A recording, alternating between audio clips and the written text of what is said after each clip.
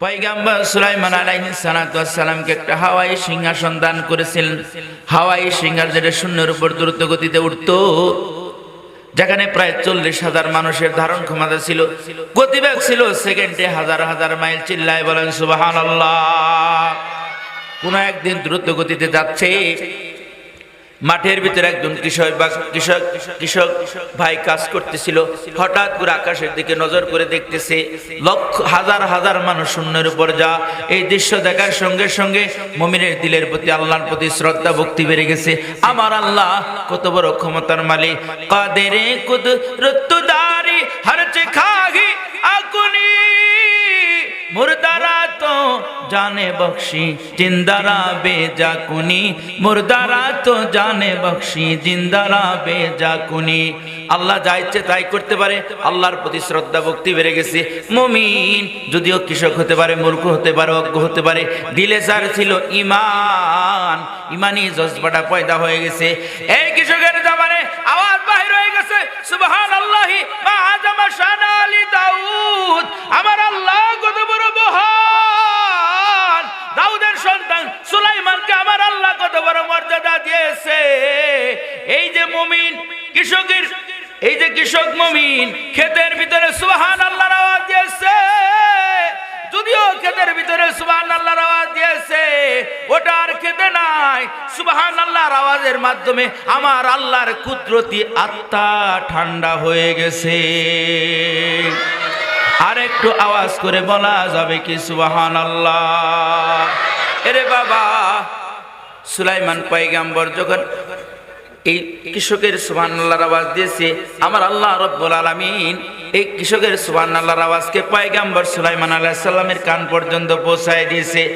সুলাইমান আলাইহিস সালামের তার গুরুত্বপূর্ণ সফরকে বিরতি করিয়া, না না, আজকের মতো আমার আর গুরুত্বপূর্ণ সফরের কোনো প্রয়োজন নাই।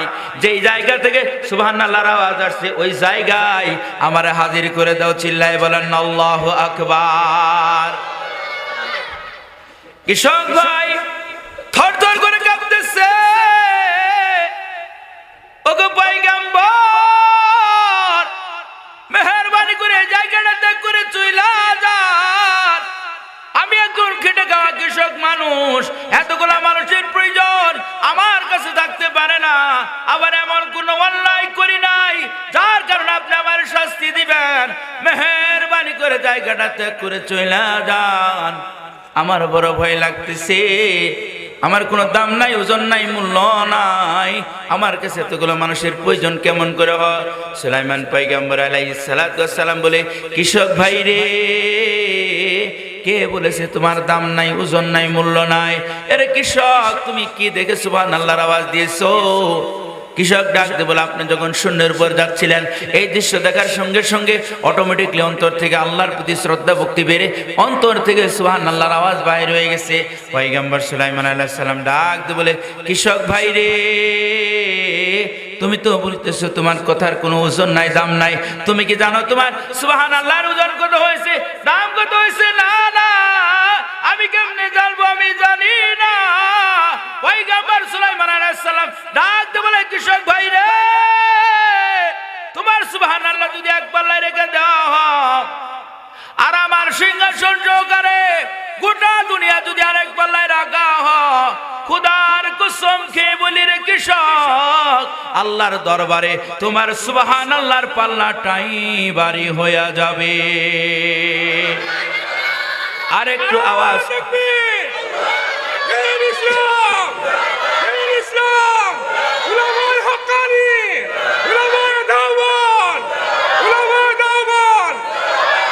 হে বাবা, মাইকের আওয়াজ যতদূর পর্যন্ত যাচ্ছে, রাস্তাঘাটে না দাঁড়িয়ে মেহেরবানি করে প্যান্ডেলের ভিতরে বসে যান, আল্লাহ খুশি হয়ে যাবে। বসে বসে মুমিনের অন্তর থেকে যদি দিলটা নরম হইয়া একবার সুবহানাল্লাহর আওয়াজ বাইর হয়ে যা।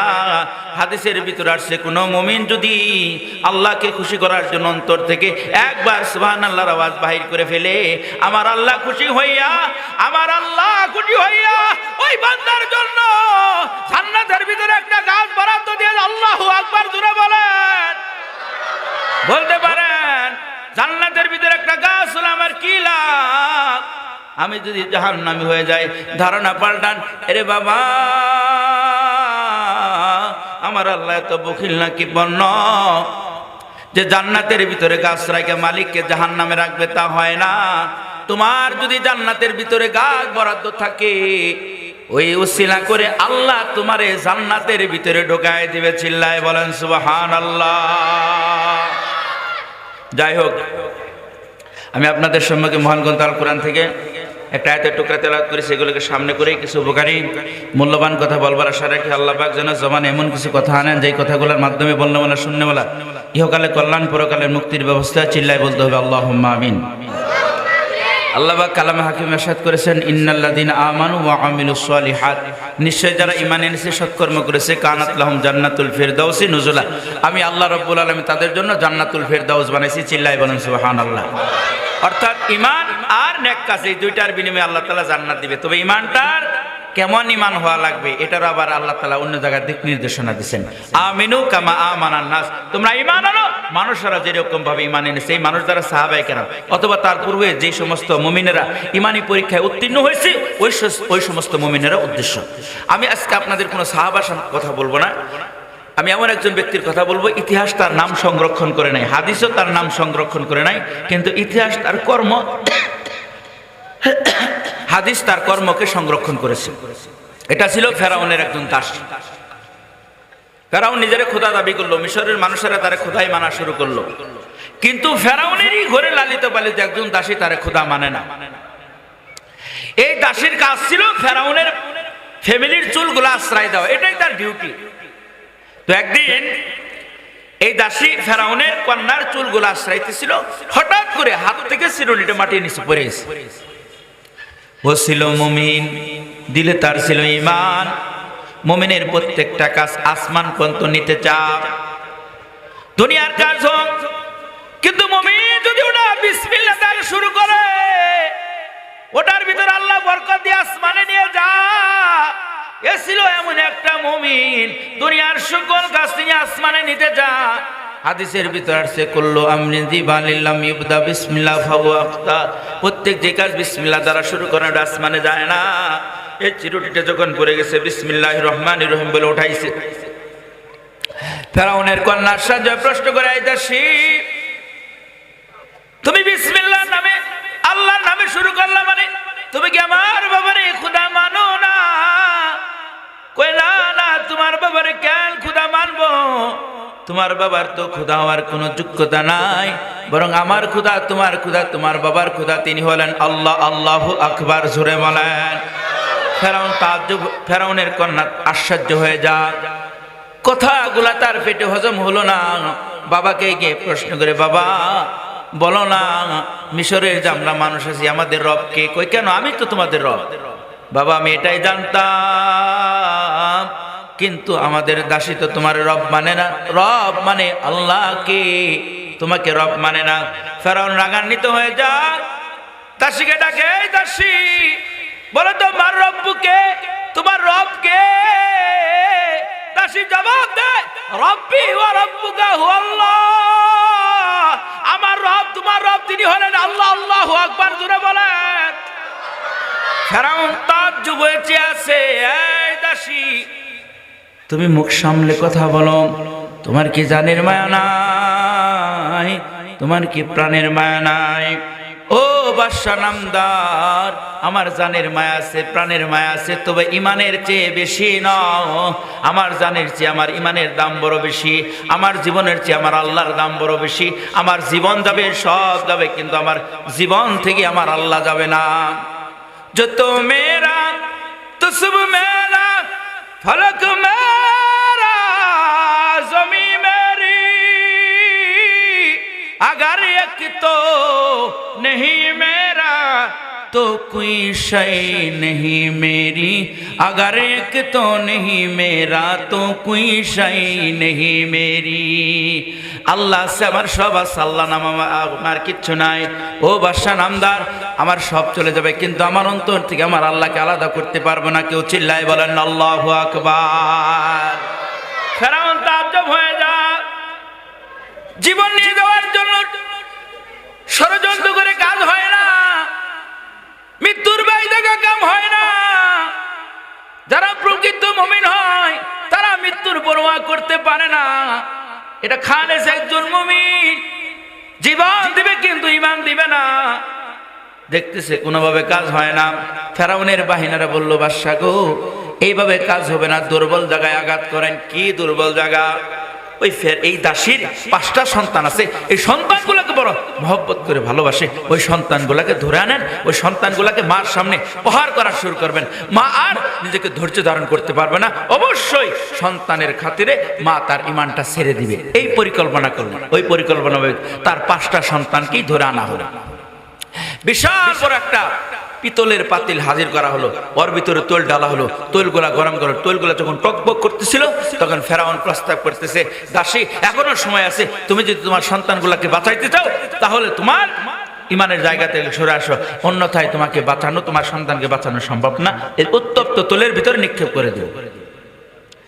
এখন দাসীটা বড় অসহায়, বলতেছে, বাদশা নামদার, আপনি যাই বলেন না কেন সব চলে যাবে, কিন্তু আমি তো পারবো না। আমার সন্তান যাবে, আমার জীবন যাবে, কিন্তু আমার জায়গা থেকে, আমার অন্তর থেকে আমার ঈমান যাবে না।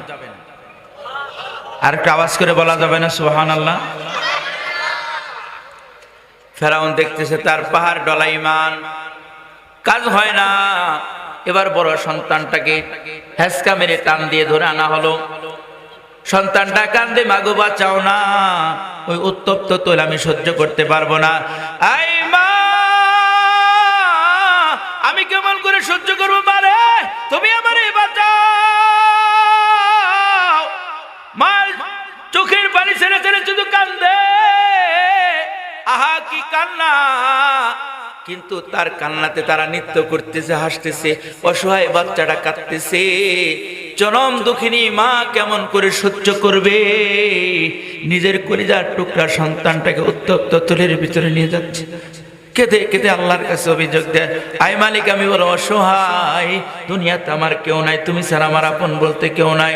আল্লাহ, তুমি আমার ইমানি পরীক্ষা নিতেছো, আমার সব যাবে, কিন্তু আমার কলব থেকে তুমি আমার ইমানটাকে আলাদা করো না। চোখের সামনেই বড় সন্তানটাকে উত্তপ্ত তৈলের ভিতরে নিক্ষেপ করলো। সন্তানটা চিল্লা চিল্লি করে কান্নাকাটি করতে করতে মুহূর্তের ভিতরে বোনা হয়ে গেল। শরীর থেকে গোশতগুলো আলাদা হইয়া হাড্ডিগুলো বেশি উঠলো। মা শুধু চেয়ে চেয়ে দেখলো।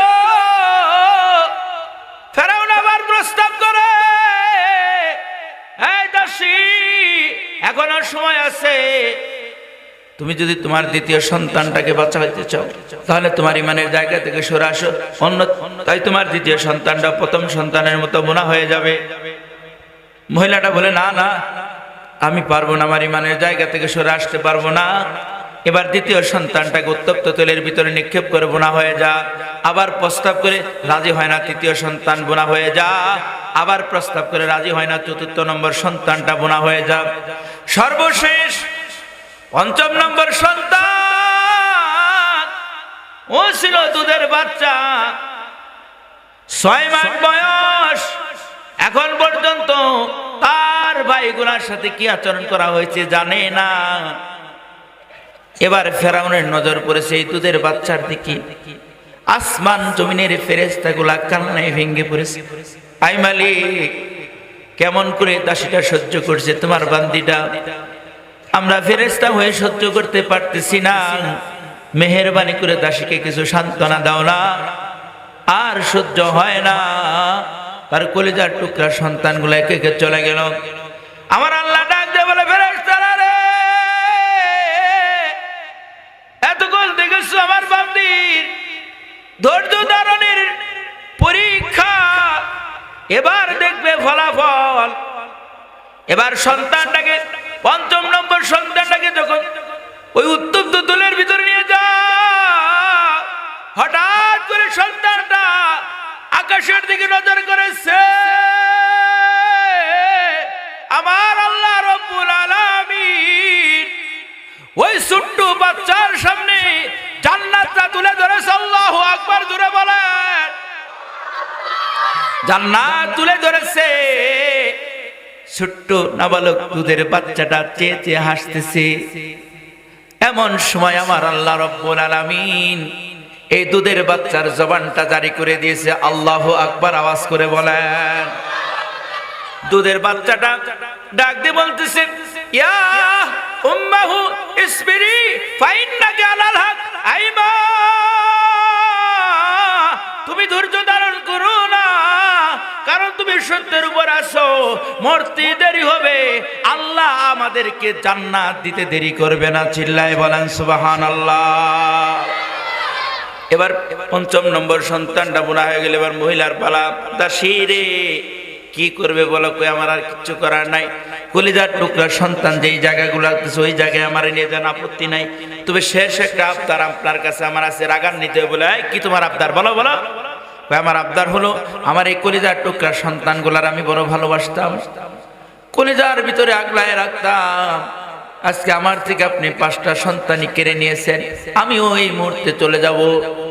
তবে আমার একটা আবদার, আমার এই 5টা সন্তানের হাড়গুলাকে আমার হাড়ের সাথে একত্রিত করে একটা গর্তের ভিতরে পুঁতে রাখবেন, এটাই আমার জীবনের শেষ চাওয়া, আর কোনো চাওয়া আপনার কাছে নাই। কয় হ্যাঁ হ্যাঁ, তোমার এই চাওয়াটাকে পূরণ করা হবে। দেখুন কত বড় পুরস্কার পেয়েছেন। আল্লাহর নবী যখন মেরাজের রজনীর ভিতরে যা, হাদিসের ভিতরে আসছে, লাম্মা উসরিয়া বি মারাতু বি রাইহাতুন তাইয়্যিবা ফাকুলতু মা হাদিহি রাইহা ফাকিলা লি হাদিহি মাশিদাতু বিনতি ফিরাউন ওয়া আওলাদুহা। আল্লাহর নবী যখন মেরাজের রজনীর ভিতরে যা, যখন মিশর ত্যাগ করতেছিল, হঠাৎ করে কোত্থেকে জানি জান্নাতের সুঘ্রাণ আসতেছে। জিব্রাইলকে ডাক দিয়ে বলে, ও ভাই জিব্রাইল দেখো না, কোত্থেকে জানি জান্নাতের সুঘ্রাণ আসতেছে। জিব্রাইল আমিন ডাক দিয়ে বলে, এটা জান্নাতের সুঘ্রাণ নয়, এটা হলো ফেরাউনের একজন দাসী ছিল, তার 5টা সন্তান ছিল, তাদের কবর থেকে আল্লাহ তাআলা কিয়ামত পর্যন্ত এই জান্নাতের সুঘ্রাণ জারি রেখেছে। চিল্লায় বলেন সুবহানাল্লাহ। আর একটু আওয়াজ করে বলা যাবে কি সুবহানাল্লাহ? এই কারণে আমার আল্লাহ রাব্বুল আলামিন ডাক দিয়ে বলতেছে, আমিনু কামা আমানান নাস, তোমরা ঈমান আনো। এই যে মহিলাটা ঈমান এনেছে, এরকম ঈমান তোমরা হাসিল করো। এরকম ঈমান তোমরা যদি হাসিল করতে পারো, তুমি যখন এই ঈমান নিয়ে কবরে যাবে, যখন তোমাকে কবরে রাখা হবে, তোমার কোনো টেনশন হবে না। জাল কুরআন ইনদা রাসি, কুরআন তোমার মাথার কাছে চলে আসবে।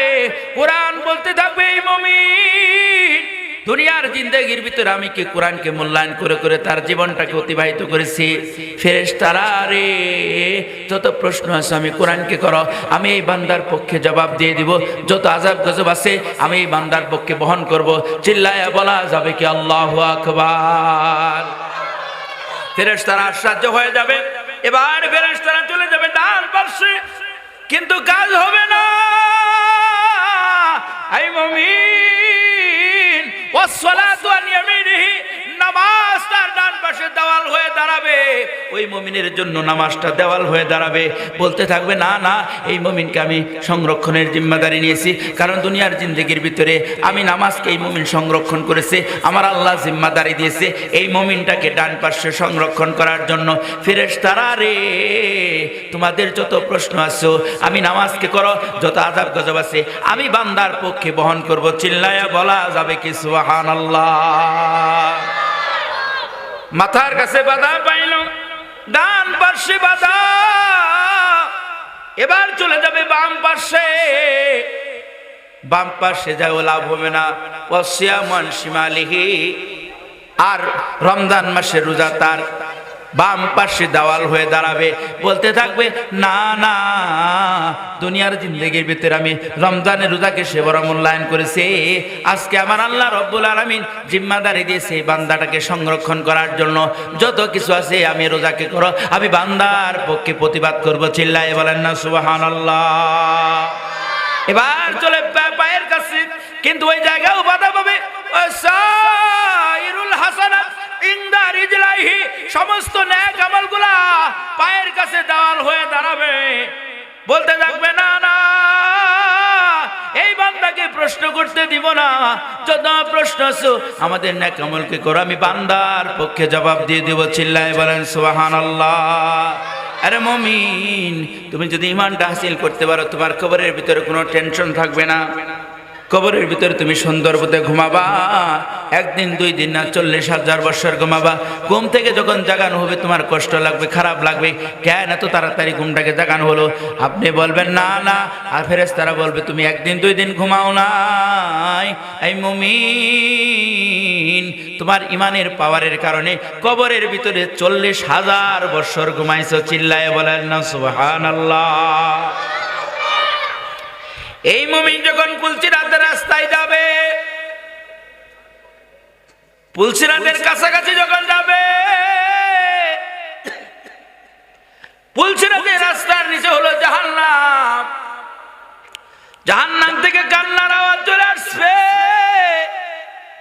চিল্লাইতে থাকবে এই মুমিন তুমি জলদি করে পুলসিরাত পার হয়ে যাও, পার হয়ে যাও। মুমিন তোমার আলো আমার সহ্য হচ্ছে না, তোমার আলো দাবি জাহান্নাম নিভে যাচ্ছে। আল্লাহু আকবার জোরে বলেন। আই মুমিন তুমি জলদি করে পুলসিরাত পার হয়ে যাও, তোমার আলোতে আমি জাহান্নাম নিভে যাচ্ছি। আল্লাহর কাছে বলতে থাকবে, আল্লাহ যার আলোতে আমি জাহান্নাম নিভে যাই তারে আবার জাহান্নামে ফেলাইও না, আমি কিন্তু জাহান্নাম নিভে যাব। চিল্লায় বলেন না সুবহানাল্লাহ।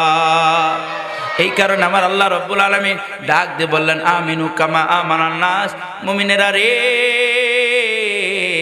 এই যে একটা দাসী ঈমান হাসিল করেছে, এরকম ঈমান নিয়ে তুমি জীবনটা পরিচালনা করো।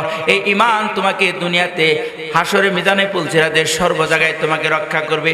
তোমার কোনো টেনশন থাকবে না, চিন্তা থাকবে না, তুমি যেখানে যাবে সেখানেই ভালো থাকবে। এই মুমিন তোমার ঈমান তুমি সুন্দর করো।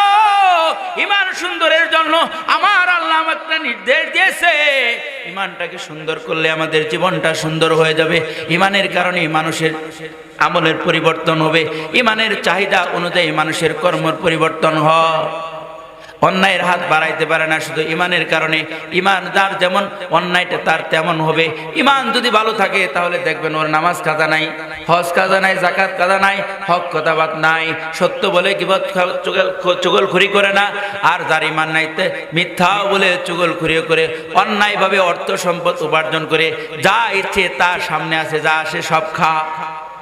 কারণ কি, তার ঈমানের পাওয়ার যেরকম, ওই পাওয়ার নিয়ে চলতে পারে না। ঘরে ঈমান থাকে, বাইরে গেলে ঈমান শেষ। আছে না নাই? এই জন্য আল্লাহ পাক বলছেন, আমিনু কামা আমানান নাস। তোমরা ঈমান আনো যেরকম মানুষরা ঈমান হাসিল করেছে, ওরকম ঈমান নিয়ে তোমরা যদি চলতে পারো তাহলে তোমাদের জীবন সুন্দর হবে। আর একটা উদাহরণ দিই, হাদিসের ভিতরে আসছে, লা ঈমানা লিমান লা আমানাতা লাহু।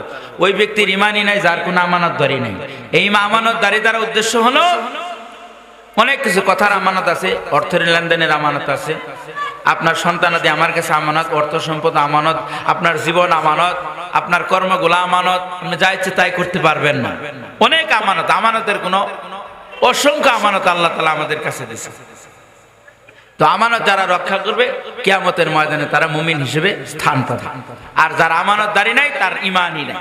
আমি আজকে আপনাদের সম্মুখে আরেকজন এরকম মহান ব্যক্তির কথা বলবো, যার কর্ম আমাদেরকে উৎসাহিত করবে যে আমাদের ওরকম হওয়া উচিত, তাহলে আমাদের জীবন সুন্দর হবে। নাম তার কাজী আবু বকর, মদিনায় বসবাস, বড় মুফাসসির, মুহাদ্দিস, মুহাক্কিক, আলেম। কিতাবাদি নিয়ে সব সময় গবেষণা করে। একদিনের ঘটনা, কয়েকদিন যাবৎ উপবাস, ক্ষুধার জ্বালা আর সহ্য করতে পারে না। মদিনার গলিতে গলিতে গলিতে হাঁটতেছে, কোথাও কোনো খাবার পেলে খেয়ে কোনো রকম জীবনটারে বাঁচাবে এই চিন্তা নিয়ে হাঁটতেছে। খাবার আর পায় না। হঠাৎ করে দেখতেছে মদিনার কোনো গলিতে একটা রেশমি কাপড়ের সুন্দর ব্যাগ দেখা যায়। ওই ব্যাগটা হাতে নিছেন। হাতে নেওয়ার পর চিন্তা করতেছেন, ব্যাগের মালিককে পৌঁছায় দেয়, আল্লাহ তাআলার জিম্মাদারি। আমার আল্লাহ রাব্বুল আলামিনের ফয়সালা হো, ইন্নাল্লাহা ইয়া'মুরুকুম আন তাওয়াদ্দুল আমানাতি ইলা আহলিহা, যে তোমাদের আমানতকে আহলকে মালিকের কাছে ফিরায় দাও। এই আমানতটা রক্ষা আমাকে করতেই হবে, মালিকের কাছে ফিরায় দেওয়া লাগবে। হঠাৎ করে দেখতেছে, আগেরকার যুগে এখন তো মাইকের ব্যবস্থা আছে, আগে তো মাইক ছিল না। কোনো বিপদে বলে মানুষ পাহাড়ের উপর চড়ে এলান দিত, বলতে থাকো আমি এরকম বিপদগ্রস্ত মানুষ, আমার এই হয়েছে এই হয়েছে। এখন এলান করতেছি, হে মক্কা মদিনার মানুষেরা রে, আমার বাড়ি বহুদূর, আমার বাড়ি বহুদূর। মদিনার মানুষেরা রে, আমার একটা দাবি হারিয়ে গেছে। কেউ পেয়ে থাকো,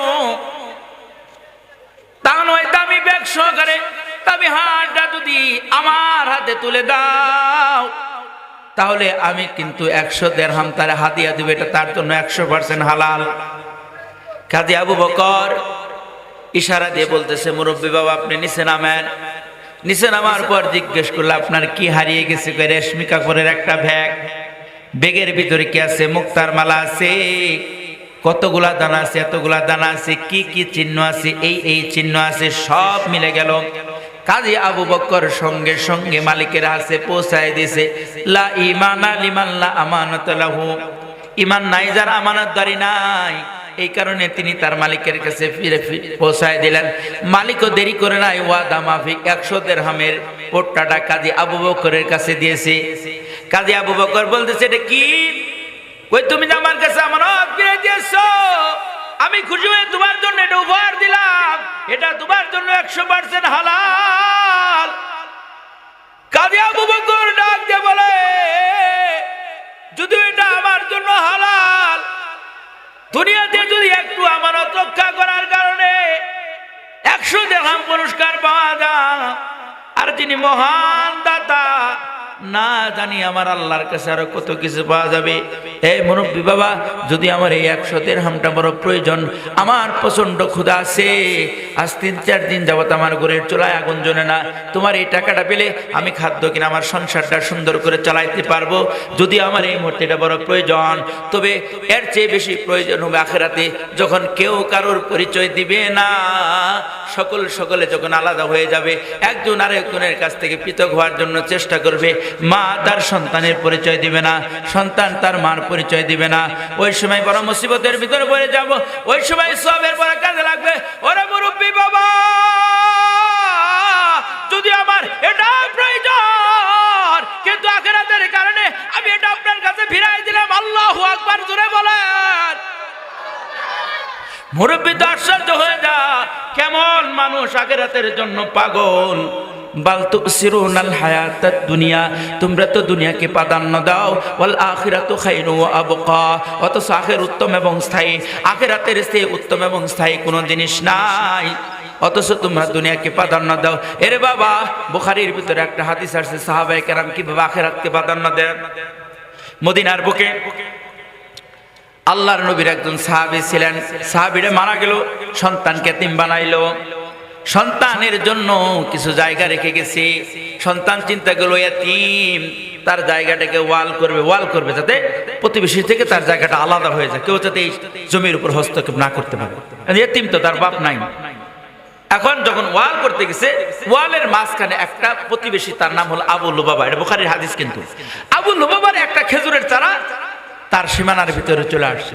এখন বলতেছে, ভাই আবু লুবাবা, আল্লাহ তাআলা তো তোমার অনেক অর্থ সম্পদ দিয়েছে, আমি একজন ইতিম, তুমি তোমার এই খেজুর গাছটা আমার সীমানার ভিতরে চলে আসছে, এই খেজুর গাছটা আমার দান করে দাও। কই না, ওটা আমি দান করবো না, ওই গাছের খেজুর আমারও পছন্দ, আমার সন্তানেরও পছন্দ, ওটা আমি দান করতে পারবো না। এখন এতিম চিন্তা করলে, দান তো করবে না, তাহলে প্রস্তাব করছে, তাহলে বিক্রি করে দেন আমার কাছে। কই না, বিক্রি করবেন, তাহলে কেটে ফেলেন, আমার সীমানা পরিষ্কার করেন। ওই কাটবো না, জোর যার লোক তার। এখন এতিম চিন্তা করতেছে এর একটা সুরাহা হওয়া উচিত। তখন আল্লাহর নবীর দরবারে মসজিদে নববীর ভিতরে চলে গেছে।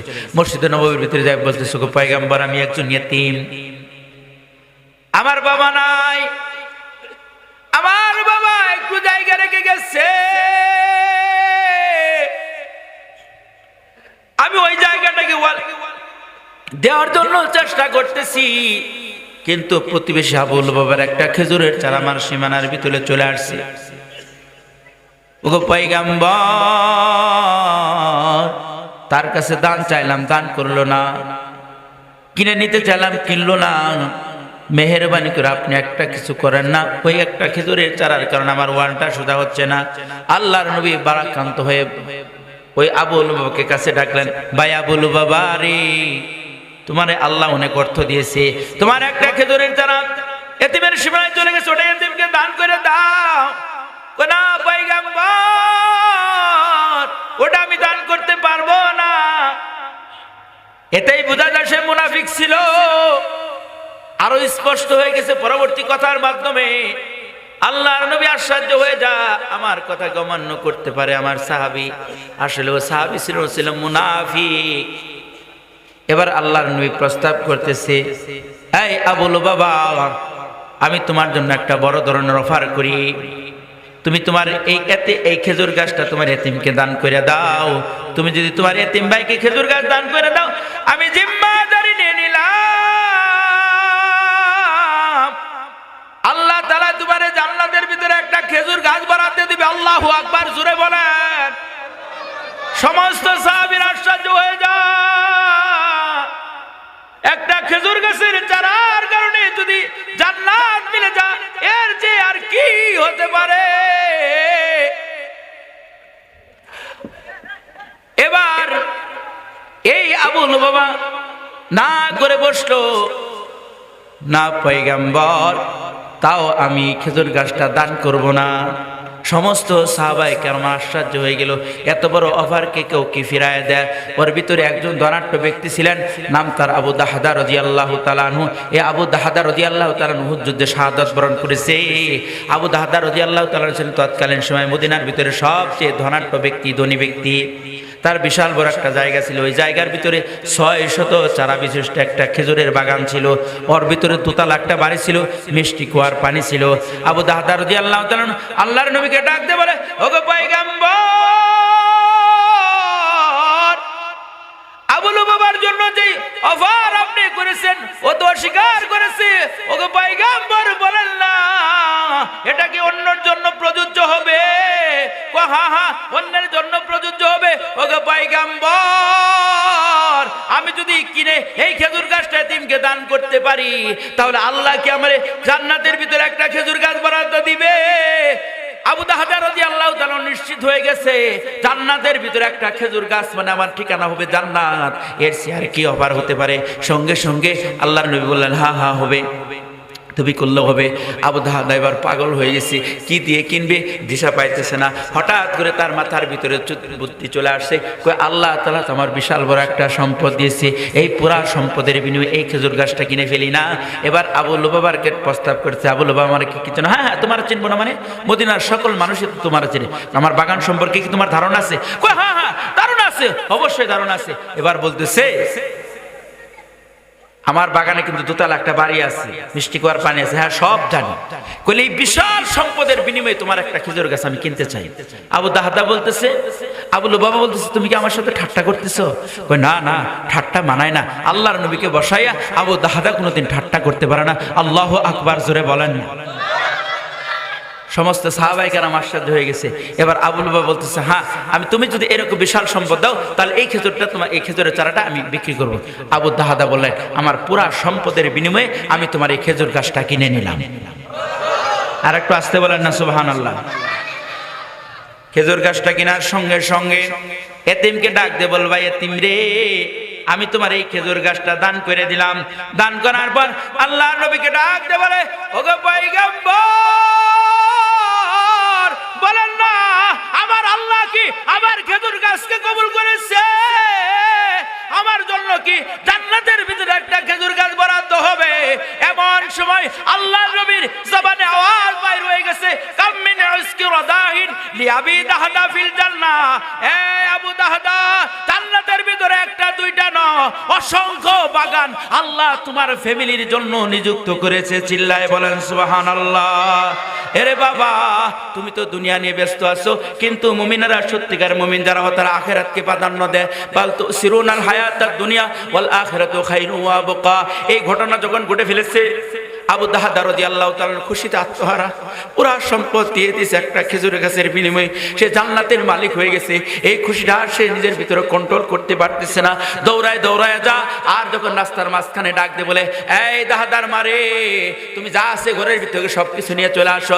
দাহদার মা, তার বিবি বলে, ও স্বামী আমার, আপনি কি ঘরে ঢুকবেন না? কই না না, আমি ওই ঘরে ঢুকবো না, আমি এই ঘর সহকারে বিশাল সম্পদ বিক্রি করে দিয়েছি।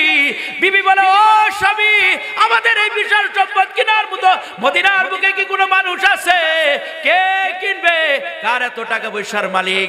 এবার আবু দাহদা রাদিয়াল্লাহু তাআলা বলে, বিবি রে, এটা কোনো দুনিয়ার কারো কাছে বিক্রি করি নাই, এই বিবি, এই পুরা সম্পদকে আমি বিক্রি করেছি জান্নাতের বিনিময়ে। বিবিটা কেমন ছিল? বিবিটা বলে, রবি হাল ভাই, ও স্বামী আমার, আর আমরা কি চাই? ব্যবসায় তো আমরা সফল হয়েছি। অমাল হায়াতুদ দুনিয়া ইল্লা